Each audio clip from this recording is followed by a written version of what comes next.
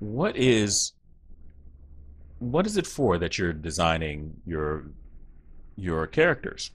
This is probably one of the most important questions that it's the most important question that you can ask yourself before you start out with anything. So you see here, by the way, the program, the software, the app, whatever you want to call it, that I'm using right now, it's called Made with Mischief, and it has a pretty cool feature to it to where it has this endless canvas. I don't know how they do it. I don't know what sort of sorcery they use to make this, but it's pretty impressive. I'll kind of show that to you a little bit later on. I really like this because it has a pretty natural feel when it comes to drawing. But let's get back to this as I digressed a little bit.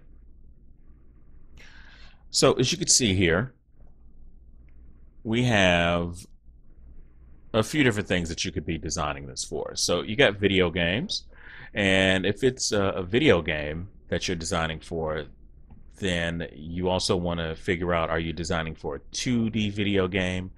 Because if you are designing for a 2D video game to where you're doing pixel art or you're doing something that some sort of graphic art, whether you're using a vector-based program like Illustrator, or if you're using something a bit more traditional like a Sketchbook Pro or Photoshop, obviously, then you're going to have to keep a few things into consideration, because that means that you're going to be doing a bit of animating, obviously, when it comes to characters, but also when it comes to that, it changes what your design is going to be. Because if it's 2D, go ahead and switch up colors here. If it is 2D, then some of the characteristics of 2D is that if you design it, you only have to design it once. So you will be designing and drawing once. Um, once, sorry. And if you're going to translate that design into 3D, then, and if you have to model it yourself, some of you may wind up modeling something yourself, you could put in a pretty good level of detail with the video games. Even if it's a 2D designed video game, you could put in a lot of detail. And you can kind of go all out as long as you don't mind animating the 2D portion of it. Now, once you model something in 3D, it's already modeled. You don't have to draw it again. That's why when you see a lot of concept art for video games that are 3D, you see all this rich detail, and if there's swords and pouches and there's all this other stuff, and you could have ornaments on a character's hair, or everything is very hyper detailed because you only got to model it once, for the most part anyway. And if it's a 3D design or a sculpture, you only got to sculpt it out once. And with the 2D, as I said, as long as you don't mind animating it, then you're probably going to, depending on if it's a side scroller, chances are you, with some of the software that's out there now, you only have to really put that design out there once. So if you want to put a lot of detail on it, that's great. Now, if you're doing sequential art right here, sequential art, so that is comics, graphic novels. I kind of abbreviate that a little bit. It's a web comic. And I know manga is a comic, but I like to put that down there anyway. So if you're doing that, you may want your design, you definitely, I don't want to say definitely, because I've seen a lot of artwork, especially when you get into a lot of the European comics, that have a high level of detail. But if you have a character that, I would say Wonder Woman is probably one of the best examples of character design. So the thing about Wonder Woman, as she started out, so as some of you may know, there were all these stars all over her trunks. So she had these blue trunks, but they had all these stars over here.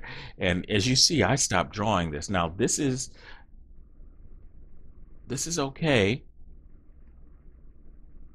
but imagine if you're drawing this panel after panel after panel after panel, and you're doing this. Now already you could see how labor intensive that is. And so if you have to draw her, let's say 6 panels, that means that you have to draw the trunks.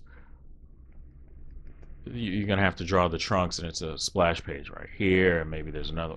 So these are your panels and your pages. If you're drawing that character like that, then, because we're not talking about detailing the face, you're talking about other things. So just imagine if you had a character that for whatever reason has some sort of I'm just going to draw like a representation of the face up here, and let's just draw like a little quick body. But they have this big elaborate cloak, and it's a wizard's cloak, and it has these tiny little intricate magical runes all over it. So those are kind of things that you want to keep in mind, because you want your design to be as consistent as possible. You really want it to be very consistent, but is it going to be as practical for you? It may be. There are certain things that you may just want to show off how much detail you can do, and that's fine. There's no problem with that. The other thing that I've seen in sequential art over the past few years is people use 3D models. There are comics out right now where I know for a fact that they are using a program called DAZ Studio, or they might be using Poser, and they are using that for their models. They're using it for backgrounds. That's a I think that really comes from animation, and a lot of 2D artists use that. I don't mind using backgrounds, especially if it's a contemporary setting. I'll go to SketchUp and grab some buildings or something like that, because I personally like consistency in the backgrounds, and I kind of look at it as a movie. So the way that I do sequential art, there's no wrong way to do it. But that's some of the things you want to keep in mind. That's a big difference when you have to draw something every single panel. So just imagine a good reason to use 3D art with your sequential art. And I know this isn't really character driven, but let's just say that you have a character that's standing inside. Let me go ahead and show this off a bit. Let me show you what I could do. Now I want you to watch what I just did. See that? See how I zoomed in on this? So I'm zoomed in. As a matter of fact, let me zoom out. And I'm going to draw right here. So let's say you got this character. We'll just draw a little character right here, and this character is talking to another character. But the point is that they're in front of this big, elaborate, maybe it's this sci-fi cathedral kind of place, and it's got these stained glass windows, has another stained glass windows, and maybe there's like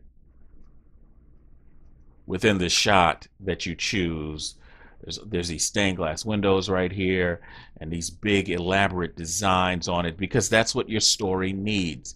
This cathedral, this sci-fi setting needs this big elaborate ornamental kind of set. You may not want to use that. You may not want to draw that. You're not going to want to draw that every single panel for an entire page or 4 pages or whatever. So it might behoove you to either learn some 3D modeling or download some of the stuff off of SketchUp. Just make sure you look at the appropriate uh, licenses to see if you can. And so, by the way, you saw I draw that whole scene right there, right? Look at that. And if I want to, I could even dive in a little bit further. I could dive in right here. I just want to show you what Made with Mischief can do, and I could just draw in again. So you obviously can see the detail possibilities of Made with Mischief. I don't know why I keep drawing the same figure over and over again, but anyway, yeah, see that? And that was all contained between the L and the I. So speaking of which, if you are trying to get into animation, if you notice, a lot of animation is just it's very simple character design, and not even a lot of light and shadow. There is cell shading, of course, which is its own different topic. But when you're dealing with animation and you're just drawing a simple face, there usually isn't even a lot of details with the face. So you'll see characters, and if you look at, say, some old school animation, so you'll see this character like this, And back in the day, there really wasn't even any cell shading in animation. I don't even know when that came about, but there's no cell shading there. So now you have pretty simple versions of light and shadow, and you'll see like them possibly. I know that was probably the wrong thing to choose, but you'll just see like some shadow. Let's try this again. So you'll see things are very simplistic with shadow with animation because you got to keep drawing over and over and over and over again. And so you may not get, you're not going to be really getting a high level. There are ways to do detail, but that's something to keep in mind when you're doing animation, if you're looking at this character for animation, because just like with sequential art, if you don't want to draw, imagine drawing this cloak right here with all of these ornaments for, I don't know, 1,000 frames. So, and I forgot what recent anime it was where they just used a texture and they kind of animate. They put like the static texture almost that was with the anime. I forget what it was. I want to say it was something like the Count of Monte Cristo, or I forgot what it was, but I saw it and I thought it was just really interesting that they did that. But that's something that you want to keep in mind. And lastly, there is illustration. So if you're looking at something like Magic, if you're trying to just design a character for illustration and you're trying to draw this really elaborate battle scene, for your 2D, you can go all out with illustration, and we can go all out with detail. Lots of detail. Make it as heavily detailed as you want it to be, because it's an illustration and you're only going to be drawing that illustration once. So if it's going to be an illustration for your portfolio piece or whatever, if you're designing a character for that, which I recommend designing your character before you try to put them into the scene. And I always say design first, illustrate second.